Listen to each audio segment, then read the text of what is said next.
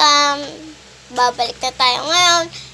Alam kong ilang araw ako hindi nag-upload ng video. So, eto na yung yung episode ko. So, meron akong binili nitong dinosaur eggs.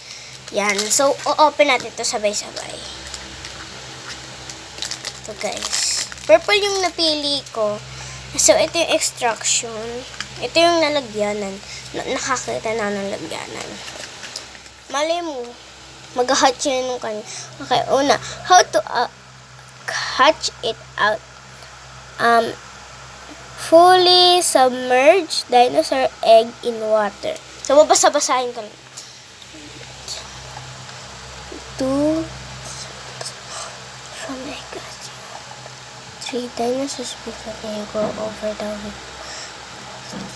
Okay, so lalagyan natin siya ng tubig. So, okay, lalagyan natin siya. Ay, may nakahorang. Sorry.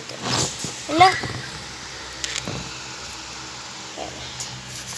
Wait, lalagyan natin siya ng water. Ay! Parang kita niyo kung ano. So, dito kukuha dahil hindi ko na ito nagagamit. Gagawa ko ng part 2. Dapat nagbabubble siya. Yan.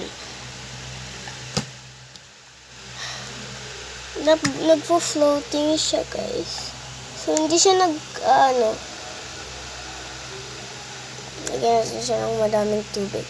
Yan. So, nag-sink na siya, guys. Kakalagay ko ng tubig.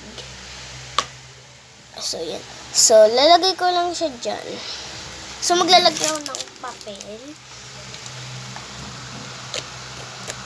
Para so ngayon ngayon po ay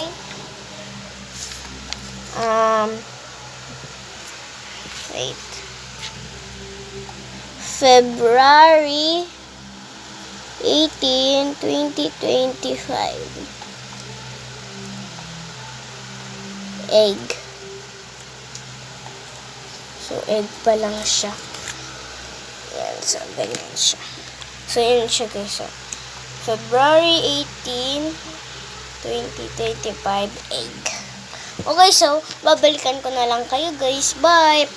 Mag-abang kayo ng part 2, kung anong dinosaur makukuha natin. Bye! Thank you for watching!